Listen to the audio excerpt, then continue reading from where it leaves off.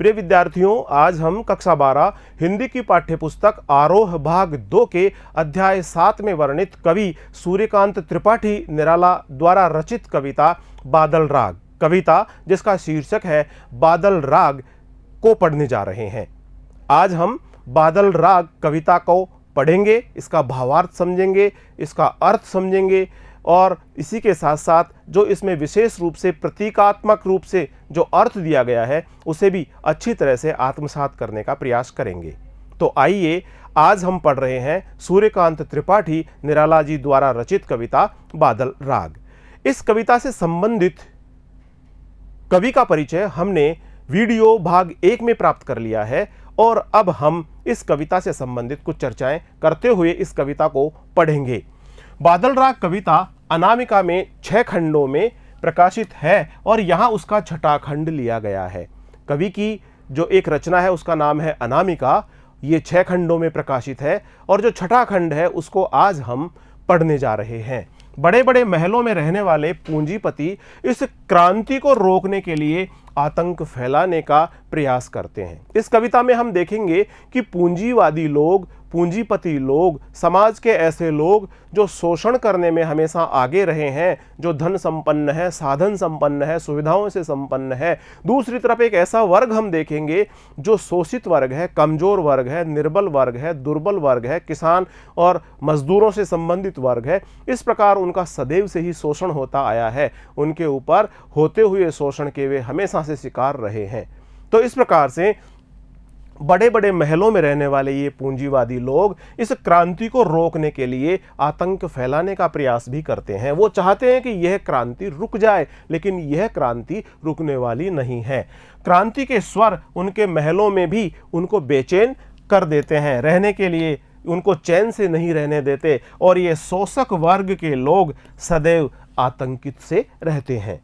शोषित एवं निम्न वर्ग इस क्रांति से प्रसन्न होता है। निर्बल लोग, कमजोर लोग जिनका शोषण हो रहा है, वो तो क्रांति होने से बहुत प्रसन्न है, क्योंकि उनको तो क्रांति होने से लाभ ही लाभ मिलने वाला है और वो सबसे ज्यादा लाभान्वित होने वाला वर्ग भी है। कृषक वर्ग को भी अपनी अंतिम आशा और मजदूर वर्ग को भी अपनी अंतिम आशा इसी क्रांति दूत रूपी बादल से दिखाई देती है। इस प्रकार समाज में शोषित और अभाव में रह रहे वंचित वर्ग को उसके सही अधिकार दिलाने के लिए क्रांति की बेहद आवश्यकता है। जब क्रांति होगी, जब बदलाव आएगा, तभी इन निर्बल, कमजोर और दुर्बल वर्ग के लोगों को इनके जीवन की सुख सुविधाएं मिलेगी। लघु मानव यानी आम आदमी, लघु मानव आम आदमी के दुख से कभी त्रस्त है, उसका हृदय व्याकुल है आम आदमी की पीड़ा से। यहां बादल का आह्वान क्रांति के रूप में कवि कर रहा है, क्योंकि विप्लव रव से छोटे ही है शोभा पाते।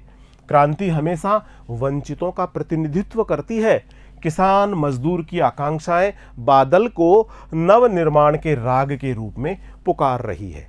आइए हम सबसे पहले कविता बादल राग का वाचन करते हैं और इसके पश्चात इसका भावार्थ ग्रहण करेंगे, इसका अर्थ ग्रहण करेंगे। कविता का शीर्षक है बादल राग और इसके रचनाकार है सूर्यकांत त्रिपाठी निराला। छायावाद के आधार स्तंभ कवि, छायावाद के जो चार कवि हैं उसमें प्रमुख कवि के रूप में सूर्यकांत त्रिपाठी निराला जी को हम जानते हैं।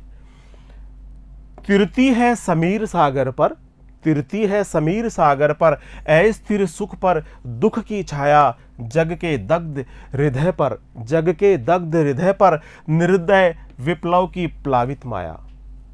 यह तेरी रणतरी, यह तेरी रणतरी भरी आकांक्षाओं से, घन भेरी गर्जन से सजग सुप्त अंकुर, घन भेरी गर्जन से सजग सुप्त अंकुर, उर्मे पृथ्वी के आशाओं से, उर्मे पृथ्वी के आशाओं से, नव जीवन की ऊंचा कर सिर, नव जीवन की ऊंचा कर सिर, ताक रहे हैं हे विप्लव के बादल, ताक रहे हैं हे विप्लव के बादल। फिर बार बार गर्जन, वर्षण है मूसलधार, हृदय थाम लेता संसार। बार बार गर्जन, वर्षण है मूसलधार, हृदय थाम लेता संसार। सुन सुन घोर वज्र हुंकार, असनिपात से सापित उन्नत सत सत वीर। क्षत विक्षत हत अचल शरीर, गगन स्पर्शी स्पर्धाधीर। हंसते हैं छोटे पौधे लघुभार, हंसते हैं छोटे पौधे लघुभार। सस्य अपार हिल हिल, सस्य अपार हिल हिल। खिल खिल हाथ हिलाते तुझे बुलाते, विप्लव रण से छोटे ही हैं शोभा पाते। विप्लव रण से छोटे ही हैं शोभा पाते। अट्टालिका नहीं है रे, अट्टालिका नहीं है रे। आतंक भवन सदा पंख पर ही होता, जल विप्लव प्लावन। सदा पंख पर ही होता, जल विप्लव प्लावन।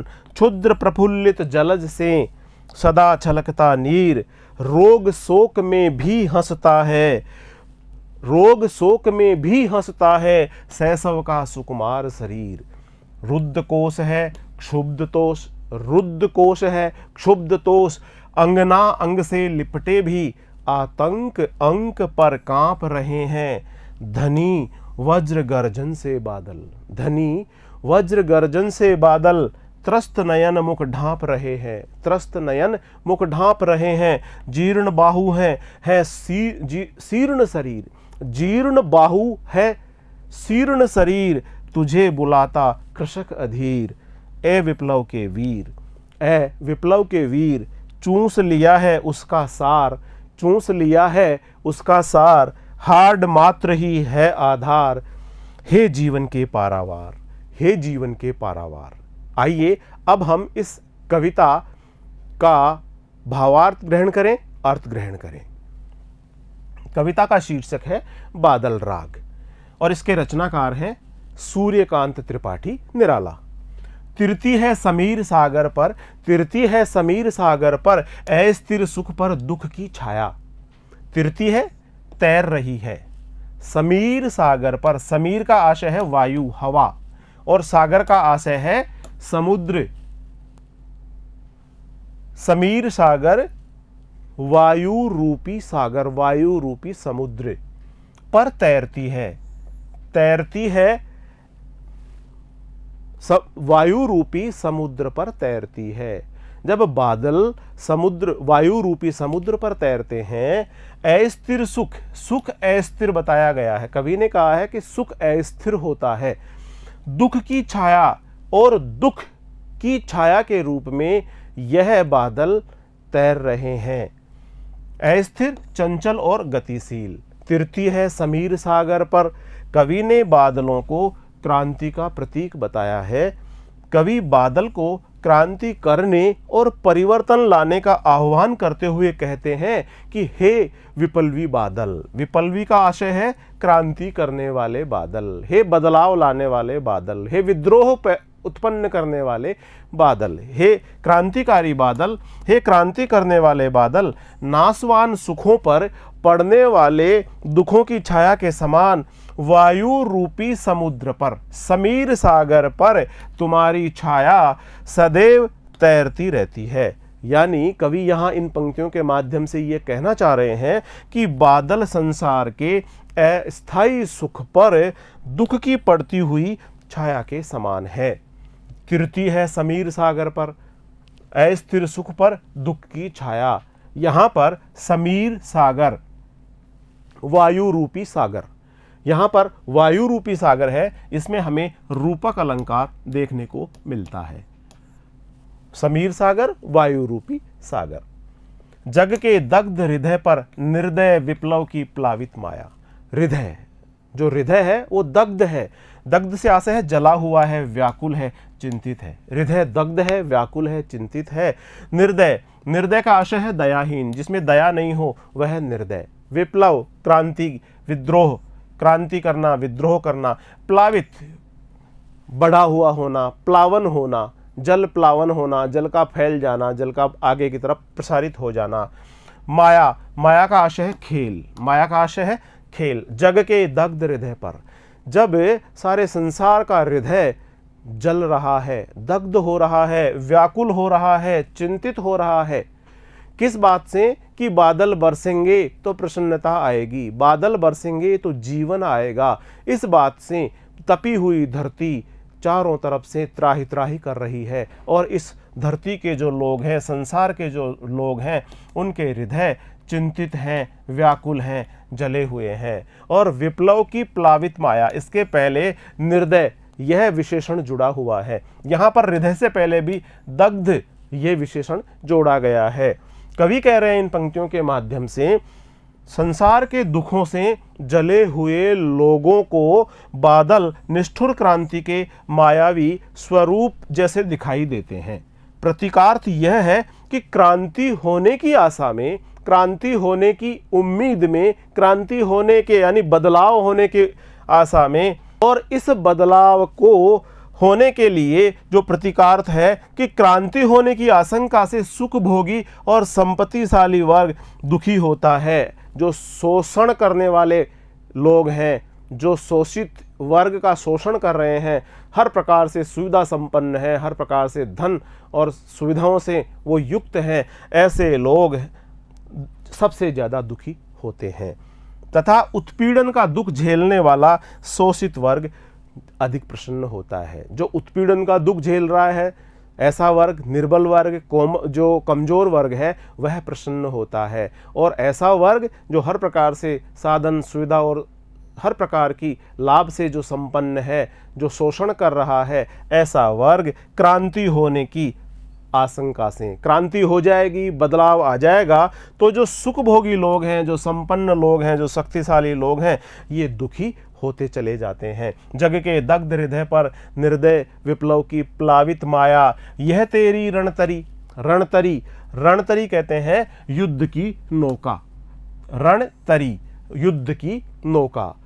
और भेरी गर्जन, भेरी गर्जन से आशय है युद्ध के नगाड़ों की, रणभेरी, रणभेरी बजना, युद्ध नगाड़ा, युद्ध होने से पहले जो नगाड़े बजते हैं, जिस प्रकार की ध्वनियाँ ओज और शौर्य उत्पन्न करने के लिए की जाती है, वह है रणभेरी। और उर का आशय है हृदय, यह तेरी रणतरी भरी आकांक्षाओं से। कवि इन पंक्तियों के माध्यम से कह रहे हैं कि बादल की युद्ध की नौका, उसका गर्जन तर्जन, बादल की युद्ध की जो नौका है, उसकी जो रणतरी है, वह आशाओं से भरी हुई है, वह समृद्धि रूपी सुख के सपनों से भरी हुई है, घन भेरी गर्जन से। और जैसे ही बादल की घन गर्जना होती है, वैसे ही जो सजग सोए हुए, जो जागरूक हैं और जो सोए हुए हैं सुप्त अंकुर, वो अंकुरित होने के लिए लालायित हो जाते हैं। जैसे ही बादल की गर्जना होती है, उन्हें लगता है कि बादल बरसेंगे, और बादल बरसने के साथ में ही ये जो सोए हुए अंकुर हैं, सोए हुए बीज हैं हृदय के, पृथ्वी के, जो पृथ्वी के हृदय में समाये हुए हैं, पृथ्वी के गर्भ में जो बीज हैं, वो अब नव जीवन के साथ में अपना सर ऊपर उठाने के लिए आतुर हो रहे हैं। आशाओं से उनको इस बात की उम्मीद है कि जीवन मिलेगा, नव जीवन की, और उनको जीवन मिलने के साथ अच्छा उनका समृद्धि से भरा हुआ जीवन रहेगा। इस प्रकार की अच्छी और सुखद आशाएं उनको मिल रही है। ऊंचा कर सिर, और ये नन्हे नन्हे जो अंकुरित हुए हैं, जो बीज अभी भी अंकुरित हुए हैं, उनके जो छोटे छोटे पात निकले हैं, पत्ते निकले हैं, वो अपना सर ऊंचा कर करके देख रहे हैं, ताक रहे हैं। हे विप्लव के बादल, कवि आह्वान कर रहा है कि हे क्रांति के बादल तुम बरसो, हे क्रांति के बादल तुम बरसो, आशाएं लाओ, नवजीवन लाओ। और इस प्रकार से कवि इन बादलों से क्रांति लाने का आह्वान कर रहा है, सुखद बदलाव लाने का आह्वान कर रहा है। बादल की युद्ध की नौका और उसका गर्जन तर्जन क्रांति या दलितों की दुर्दशा के विनाश की तीव्र इच्छा से भरी हुई है। उसके गर्जना रूपी युद्ध के नगाड़ों की तेज तेज आवाज सुनकर, भेरी गर्जन से, उसके गर्जना रूपी युद्ध के नगाड़ों की तेज आवाज सुनकर मिट्टी में छिपे पड़े बीज सावधान हो गए हैं और अंकुरित होकर नवजीवन पाने की आशा में सिर उठाकर बार बार उसकी ओर देख रहे हैं। आशय यह है कि क्रांति ही, बदलाव ही दलितों, शोषितों को मुक्ति प्रदान करेगा। बदलाव और क्रांति ही शोषितों को, दलितों को, कमजोरों को, दुर्बल वर्ग के लोगों को नवजीवन प्रदान करने वाली होती है। फिर बार बार गर्जन, फिर बार बार गर्जन, वर्षण है मूसलधार, हृदय थाम लेता संसार, सुन सुन घोर वज्र हुंकार। सबसे पहले कठिन शब्द देख लेते हैं। हृदय थामना एक मुहावरा है जिसका आशय है भयभीत हो जाना। घोर, घोर का आशय है भयानक, घोर भयानक। वज्र हुंकार, भयानक वज्र के समान गर्जना करना, भयानक गर्जना करना, वज्र के समान बहुत भयंकर गर्जना करना, इसे वज्र हुंकार कहा गया है। फिर यहां इन पंक्तियों में हम देखते हैं फिर एक ही शब्द की बार बार आवृत्ति हुई है, इसलिए यहां पर पुनरुक्ति प्रकाश अलंकार हमें देखने को मिलता है। पुनरुक्ति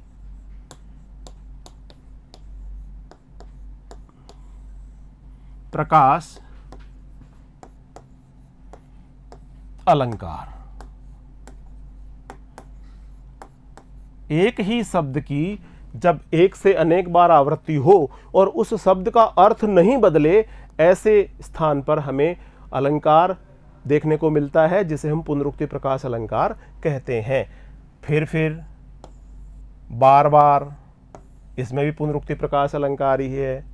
सुन सुन, अच्छा बच्चों बताइए, सुन सुन में कौन सा अलंकार होगा? बिल्कुल सही कहा आपने, सुन सुन में भी पुनरुक्ति प्रकाश अलंकार ही है।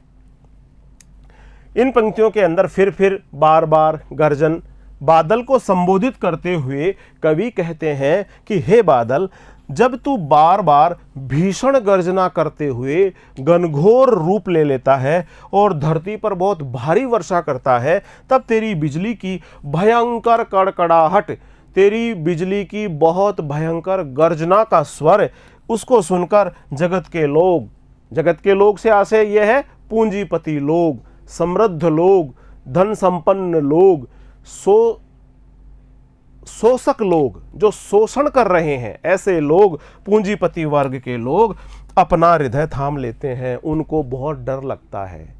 जब भी बादल की हुंकार होती है, बादल की गर्जना होती है, तो पूंजीपति लोगों का हृदय डर से भर जाता है, क्योंकि उन्हें लगता है कि अब बदलाव आएगा, अब क्रांति आएगी, बादल बरसेंगे और बादल बदलाव लाएंगे, बादल क्रांति लाएंगे। तो अब वे, उनके हृदय के अंदर जो डर है वो बहुत ज़्यादा मात्रा में बढ़ गया है। संकेत यह है कि सामाजिक क्रांति के उद्घोष को सुनकर पूंजीपतियों के हृदय त्रस्त होने लगते हैं। हृदय थाम लेता संसार, यह संसार का आशय यहां पर है पूंजीपति लोग, धनाढ्य लोग, समृद्ध लोग।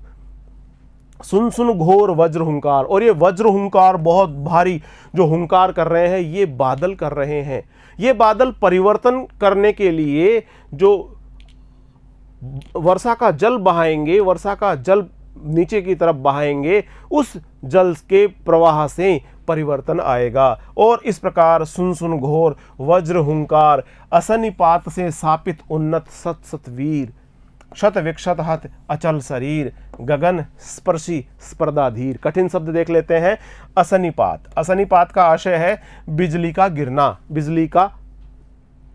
बिजली गिर जाना, उसे असनिपात कहते हैं। शापित, शापित का आशय है सापग्रस्त होना। उन्नत, उन्नत का आशय है आगे बढ़े हुए, ऊंचे उठे हुए, उन्नत। क्षत विक्षत का आशय है घायल हो जाना, कट फट जाना। हत, हत का आशय भी है मृत। अचल, अचल शरीर जैसे पर्वत है, स्थिर शरीर है, स्थिर। गगन स्पर्शी, आकाश को स्पर्श करने वाले, बहुत ऊंचे आकाश को छूने वाले। स्पर्धाधीर, आगे बढ़ने के लिए जो व्याकुल हैं, जो आगे बढ़ना चाहते हैं, जिनके हृदय में इस बात की अधीरता है कि वो जीवन में आगे बढ़ना चाहते हैं। इन पंक्तियों में कवि निराला कहते हैं कि हे वीर बादल, तू अपने बिजली रूपी वज्रपात से, जब असनिपात, जब बिजली कड़कती है, बिजली गिरती है, तो उस वज्रपात से सापग्रस्त होकर उन्नत सत सत वीर, बहुत सारे इस प्रकार के वीर हैं जो अपना माथा, अपना मस्तक बड़ी शान से ऊपर की तरफ उठाए हुए हैं, उन सबको बिजली का गिरना ध्वस्त कर देता है। बड़े बड़े पेड़, बड़े बड़े वृक्ष धराशायी हो जाते हैं, बड़े बड़े पहाड़ और पहाड़ों की चोटियां भी धराशायी हो जाती है। क्षत विक्षत हत अचल शरीर। यहाँ कवि बादल को भी इस बात के लिए कह रहा है कि बादल के अंदर बिजली समाई हुई है, और यह बिजली, उस बिजली की गर्जना, उस बिजली का तेज, उस बिजली का जिस प्रकार का रौद्र रूप है, उससे इस बादल का भी जो शरीर है वो क्षत विक्षत हो जाता है। अचल शरीर गगन स्पर्शी स्पर्धाधीर। और इस प्रकार से इन पंक्तियों में कवि कहते हैं कि हे वीर बादल, तू अपने बिजली रूपी वज्रपात से सैकड़ों वृक्षों को शरीर सहित तोड़ता फोड़ता हुआ धरती पर गिरा देता है। आकाश को छूने की होड़ वाले सैकड़ों ऊंचे पर्वतों को, ऊंचे ऊंचे वृक्षों को, ऊंचे ऊंचे पर्वतों को, ऊंचे ऊंचे पर्वतों की चोटियों को भी बिजली के गिरने से धराशायी कर देता है, उनको टुकड़े टुकड़े कर देता है, उनके टुकड़े टुकड़े हो जाते हैं। भाव यह है कि क्रांतिकारी हुंकार और कठोर प्रहार निरंतर करने से ऊंचे ऊंचे उठने की होड़ में लगे हुए पूंजीपतियों को धराशायी किया जा सकता है। ऐसे पूंजीपति जो भले ही कितने भी ऊंचे उठ गए हों, लेकिन यदि लगातार उन पर चोट की जाएगी, उनके विरुद्ध अगर स्वर को मुखरित किया जाएगा, बदलाव की आवाज उठाई जाएगी, तो इन पूंजीपतियों को भी धराशायी किया जा सकता है। हंसते हैं छोटे पौधे लघुबार, शस्य अपार, हिल हिल खिल खिल, हाथ हिलाते तुझे बुलाते, हाथ हिलाते तुझे बुलाते, विप्लव रव से छोटे ही है शोभा पाते। सबसे पहले कठिन शब्द देख लेते हैं। लघुभार, लघुभार का आशय है हल्के छोटे। सस्य, सस्य का आशय है हरे हरे पौधे। विप्लव रव, विप्लव रव क्रांति का शोर, क्रांति का स्वर। रव जैसे कलरव पक्षियों का शोर, विप्लव रव क्रांति का शोर। हंसते हैं छोटे पौधे लघुभार। इन पंक्तियों में कवि कह रहे हैं कि क्रांति के प्रहार से संपन्नता की ऊंची चोटी पर पहुंचे हुए असंख्य लोगों का सर्वस्व छिन जाता है। जब क्रांति होती है तो ऐसे लोग जो समृद्ध हैं, धनी लोग हैं, जिन्होंने लोगों का शोषण किया है, ऐसे लोग सबसे ज़्यादा प्रभावित होते हैं। और ऐसे लोगों का जो धन है, संपत्ति है, सुख है, सुविधाएं हैं, वो छीन ली जाती है, वो सर्वस्व छीन जाता है। किंतु हल्के और छोटे पौधे उसे देखकर प्रसन्नता के साथ में हंसते हैं। ये छोटे छोटे हरे भरे पौधे प्रफुल्लित होकर हंसते रहते हैं और हाथ हिलाकर तुझे यानी क्रांतिवीर बादल को बुलाते रहते हैं। हंसते हैं छोटे लघुबार। ये जो छोटे पौधे हैं, ये बादल के आते ही इनकी चेहरे का भाव, इनके मन का भाव, इनकी प्रसन्नता का भाव बहुत प्रमुखता से, बड़ी प्रबलता के साथ में व्यक्त होता है। सस्य अपार, ये हिलते हिलते हैं, हाथ हिलाते हैं और बुलाते हैं। विप्लव रव यानी बदलाव का स्वर हो, क्रांति का शोर हो, जिससे कि बदलाव आए, जिससे कि इनके जीवन स्तर में सुधार आए। यहाँ देख रहे हैं हम हिल हिल, एक ही शब्द की पुनः इसका आवृत्ति हुई है, इसलिए इसमें पुनरुक्ति प्रकाश अलंकार हम देख रहे हैं। खिल खिल, इसमें भी पुनरुक्ति प्रकाश अलंकार हमें देखने को मिलता है। क्रांति की आवाज़ बड़ों को डराती है और मिटाती है, परंतु छोटे और वंचित वर्ग के लोग हैं, ये इस क्रांति की आवाज़ में प्रसन्नता प्राप्त करते हैं, सुख प्राप्त करते हैं, क्योंकि उनको खोने के लिए तो उनके पास कुछ है ही नहीं। जैसे ही क्रांति होगी, बदलाव होगी, तो उनको कुछ न कुछ अवश्य ही मिलेगा, उससे सुख और आनंद का अनुभव करते हैं। इसका प्रतीकार्थ यह है कि क्रांति संपन्न, समर्थ और सुविधाभोगी वर्ग से उसके विशेषाधिकारों को छीन लेती है तथा समाज के कमजोर वर्ग को और शोषितों को नवजीवन देकर पुरस्कृत करती है। जो समाज के ऐसे लोग हैं जिनको इन सब चीज़ों की आवश्यकता है, जिनको सुख चाहिए, समृद्धि चाहिए, जिनको अपने जीवन जीने का अधिकार चाहिए, मान सम्मान चाहिए, तो क्रांति के माध्यम से उनको यह अधिकार और ये इस प्रकार का सुख सुविधाओं से भरा हुआ जीवन प्रदान किया जा सकता है। अट्टालिका नहीं है रे, कवि कह रहे हैं कि अट्टालिका नहीं है रे आतंक भवन, ये तो अट्टालिकाएं नहीं हैं जिनमें पूंजीपति लोग रहते हैं, सुविधा संपन्न धन संपन्न लोग रहते हैं, बड़े बड़े भवन इनके हैं। ये बड़े बड़े भवन जिनमें ये रह रहे हैं, ये बड़े बड़े भवन नहीं है, ये तो वास्तव में क्या है, आतंक भवन है। ऐसे भवन है जहां पर ऐसी ऐसी योजनाएं बनती है कि किस प्रकार से निर्बल को कुचला जाए, किस प्रकार शोषित का और अधिक शोषण किया जाए। इस प्रकार की जो योजनाएं होती है, जो आतंक फैलाने का काम करती है, जो चूसने का काम करती है, शोषण का काम करती है, तो इस प्रकार इन बड़े बड़े भवनों में रहने वाले जो लोग हैं, ये इन अट्टालिकाओं में नहीं रह रहे, ये तो आतंक भवनों में रह रहे हैं।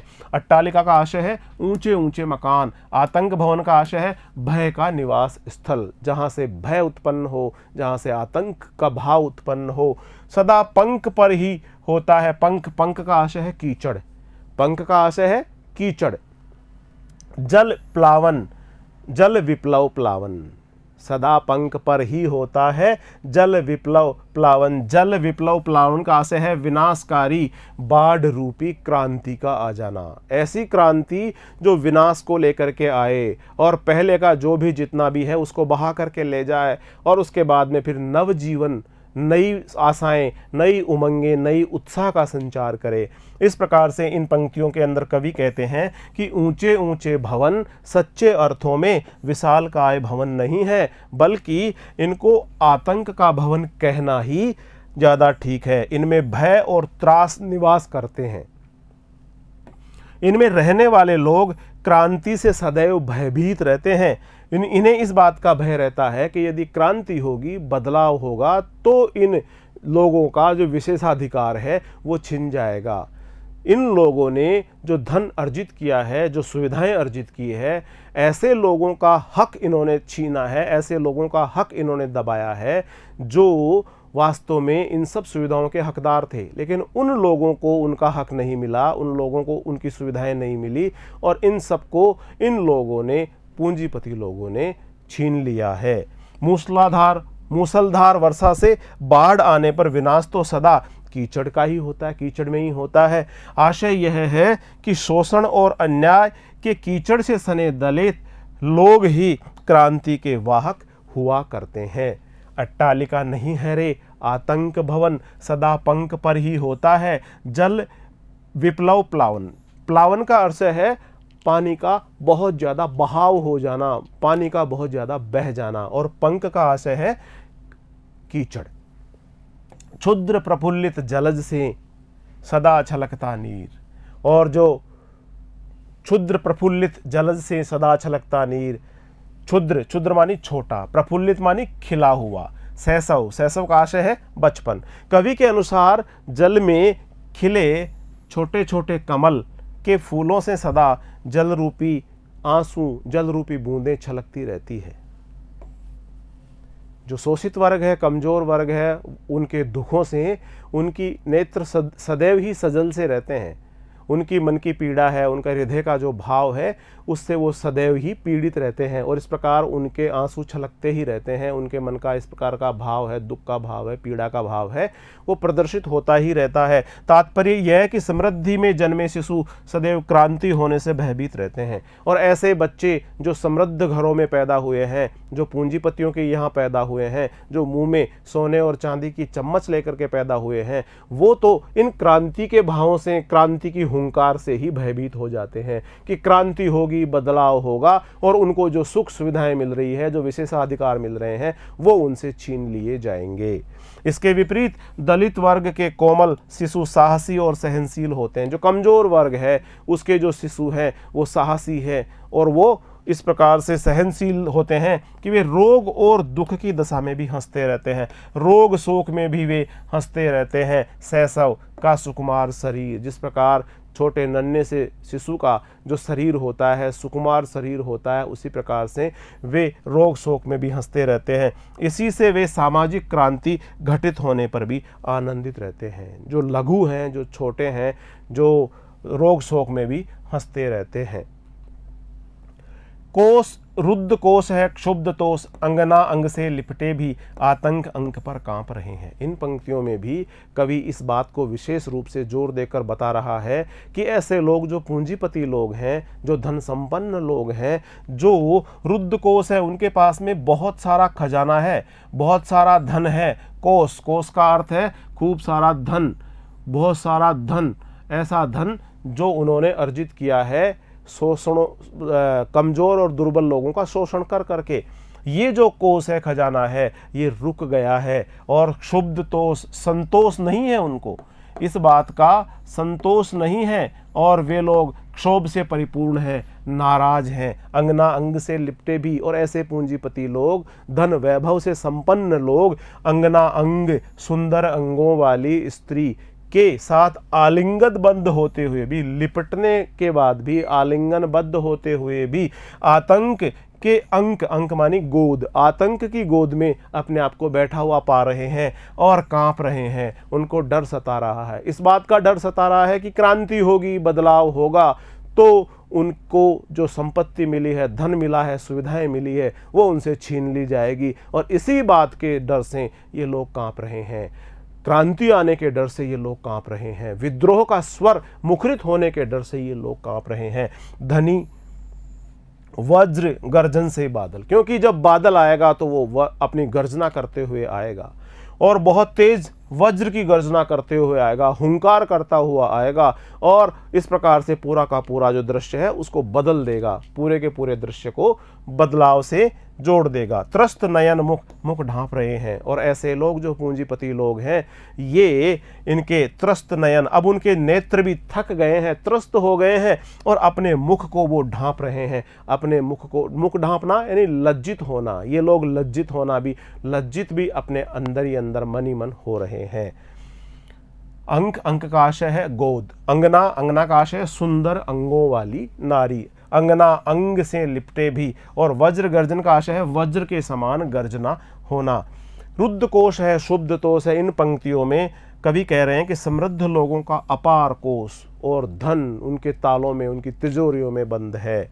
ये अपार धन कभी दीन दुखियों के, निर्बल और कमजोरों के काम नहीं आता।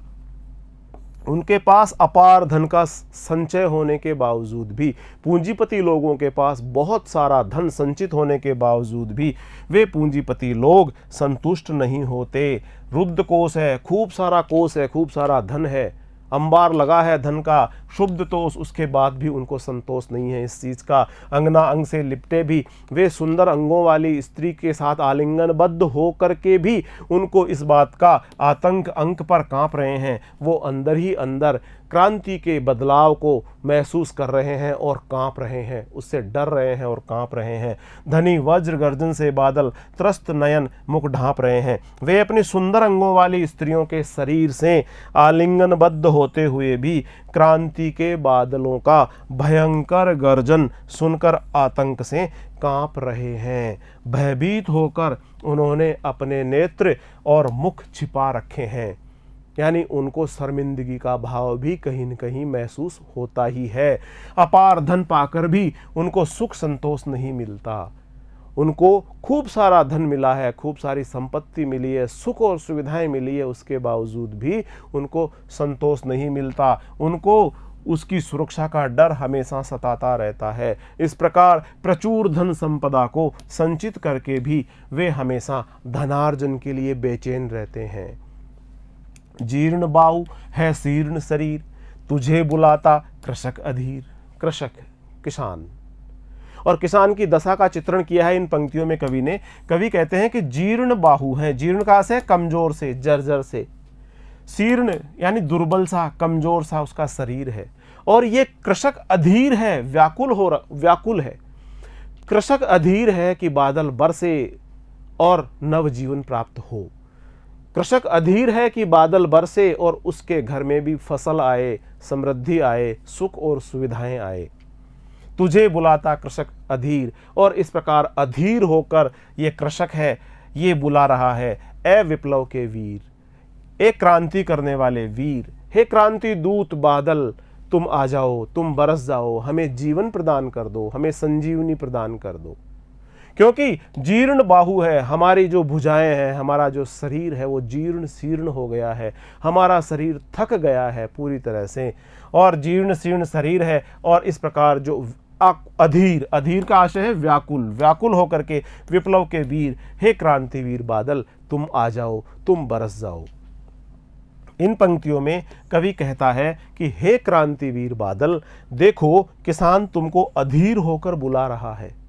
किसान की अधीरता बहुत ज़्यादा मात्रा में बढ़ गई है, धरती का ताप बढ़ गया है, लोगों का संताप बढ़ गया है, और जब बादल बरसेंगे तभी धरती का ताप मिटेगा और तभी किसान की बेचैनी मिटेगी, उसके घर में सुख सुविधाएं आएंगी, उसकी भुजाएं जर्जर और थकी हुई है। कभी यहाँ कह रहे हैं कि किसान की भुजाएं, मजदूर की भुजाएं अब थक गई है, उसका शरीर जर्जर हो गया है और उसका शरीर दुर्बल भी हो गया है।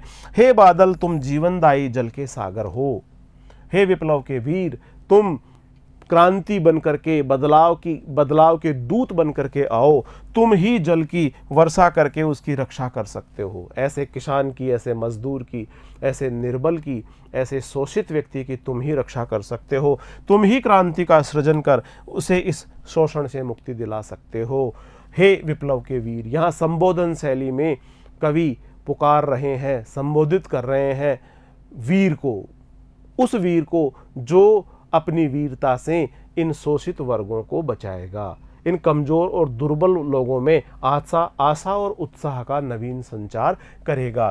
चूस लिया है उसका सार, क्योंकि पूंजीपति वर्ग ने तो इनका सारा का सारा सार चूस लिया, सारा तत्व चूस लिया, जो इनके पास जीवनदायी शक्ति थी, जो इनका जीवन का उत्साह था, वो सब कुछ चूस लिया है पूंजीपति वर्ग के लोगों ने। हार्ड मात्र ही है आधार। अब तो इन दुर्बल लोगों का, किसानों का, इन मजदूरों का जो शरीर है वो जीर्ण शीर्ण हो गया है और हड्डियों का ढांचा मात्र ही बचा है। ए जीवन के पारावार, अरे जीवन के समुद्र, जीवन देने वाले समुद्र रूपी बादल, समुद्र के समान तुम अनंत और असीम सुख प्रदान करने वाले बादल, तुम सुख प्रदान करो, तुम आओ, तुम बरसो, तुम क्रांति करो, तुम बदलाव लाओ। सार का आशय चूस लिया है, उसका सार चूस लेना, सार तत्व जीवन की शक्ति, हार्ड मात्र हड्डियों का ढांचा मात्र, पारावार का आशय है समुद्र। इन पंक्तियों में कवि कह रहे हैं कि कृषक और मजदूर ने जिस समृद्धि और संपन्नता को पाने के लिए अपना पूरा जीवन खपा दिया, अपनी पूरी शक्ति झोंक दी, पूरी शक्ति लगा दी, उसकी समृद्धि रूपी जीवन शक्ति और उत्साह को शोषक वर्ग द्वारा चूस लिया गया है। पूंजीपतियों ने उसकी जीवनदायी शक्ति को चूस लिया है, उसका सारा धन, उसके हक अधिकार सारे के सारे पूंजीपति वर्ग के लोगों ने मार लिए हैं, उनके सारी के सारे जीवन रस को पूंजीपति लोगों ने चूस लिया है। पूंजीपतियों ने उसका शोषण करके उसकी कमाई पर अधिकार कर लिया है, वह केवल हड्डियों का ढांचा मात्र ही बच गया है। इसलिए हे बादल तुम जीवनदायी जल के सागर हो, हे जीवन के पारावार, हे बादल तुम जीवनदायी सागर के, तुम जल के सागर हो, तुम ही जल की वर्षा करके कृषक और मजदूर की रक्षा कर सकते हो, दुर्बल की रक्षा कर सकते हो, कमजोर की रक्षा कर सकते हो, तुम ही क्रांति का सृजन कर कमजोर और शोषित वर्ग को इस शोषण से मुक्ति दिला सकते हो। हे बादल तुम आओ, तुम बरसो, और हे जीवन के पारावार, यह कहकर कवि बादलों से बार बार यह आग्रह कर रहा है कि तुम बदलाव के दूत हो, तुम क्रांति के दूत हो, और तुम्हें आकर के बदलाव करना ही होगा। जो शोषक वर्ग है और जो शोषित वर्ग है, कमजोर और दुर्बल लोग हैं, उन शोषित और दुर्बल लोगों को उनके अधिकार मिले, सुख मिले, सुविधाएं मिले, और इसके लिए क्रांति की आवश्यकता है, बदलाव की आवश्यकता है, और बादल इस बदलाव के दूत बन करके आए। कवि बार बार इस बात का आग्रह कर रहा है। प्रिय विद्यार्थियों, बादल राग शीर्षक कविता जिसको अभी हमने पढ़ा है, निराला जी के एक प्रसिद्ध प्रगतिवादी ओजस्वी रचना, जिसमें उन्होंने सामाजिक और आर्थिक विषमता का यथार्थ चित्रण हमारे समक्ष प्रस्तुत किया है। वह बादल को क्रांति का दूत मानते हैं। वो मानते हैं कि बादल बदलाव का और बदलाव का संवाहक है, क्रांति का दूत है और शोषित वर्ग के हित में वो उसका आह्वान कर रहे हैं। कवि कह रहे हैं कि हे बादल, तुम आओ और शोषित वर्ग को नई आशाओं से भर दो, नई उम्मीदों से भर दो, नए उत्साह से भर दो। क्रांति के स्वर सुनकर पूंजीपति वर्ग भयभीत हो गया है और सताया हुआ शोषित वर्ग इस क्रांति दूत को अपनी स्थिति में परिवर्तन लाने के लिए, यानी उनकी जो दुर्बल स्थिति है, निर्बल स्थिति है, उसमें बदलाव लाने के लिए, उसको बेहतर करने के लिए आशा भरी दृष्टि से इन बादलों की ओर देख रहा है। कवि ने बादल को क्रांतिकारी बताकर शोषित पीड़ित जनों और कृषक वर्ग का पूरा पूरा समर्थन किया है।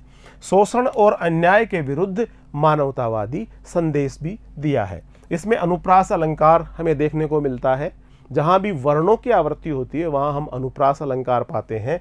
रूपक अलंकार हमें देखने को मिलता है। समीर सागर, समीर रूपी सागर रूपक अलंकार है। रणतरी, वहाँ भी रूपक अलंकार है। और मानवीकरण, यहाँ पर मानवीकरण अलंकार का भी बहुत सुंदर प्रयोग इस कविता में कवि ने किया है। शब्द बिंबों का प्रयोग छायावादी शिल्प के अनुसार ही किया गया है। मुक्त छंद है, संस्कृत निष्ठ अर्थात तत्सम शब्द, इसमें ओजस्वी शब्दावली का प्रयोग किया गया है। साहित्यिक खड़ी बोली का प्रयोग भी इसमें कवि द्वारा किया गया है। भाषा सरल है, सहज है और भावों के अनुरूप है, जिसमें ओजस्वी भाव हमें देखने को मिलता है। प्रतीक योजना इस कविता की एक विशेष विशेषता है। प्रिय विद्यार्थियों, इस प्रकार आज हमने सूर्यकांत त्रिपाठी निराला जी की कविता बादल राग, कविता जिसका शीर्षक है बादल राग, का भावार्थ समझा है, अर्थ ग्रहण किया है और इसको अच्छे से पढ़ा है। कविता बादल राग के प्रश्नोत्तर लेकर हम अगले वीडियो में यानी भाग 3 में आपके समक्ष पुनः उपस्थित होंगे। तब तक नमस्कार।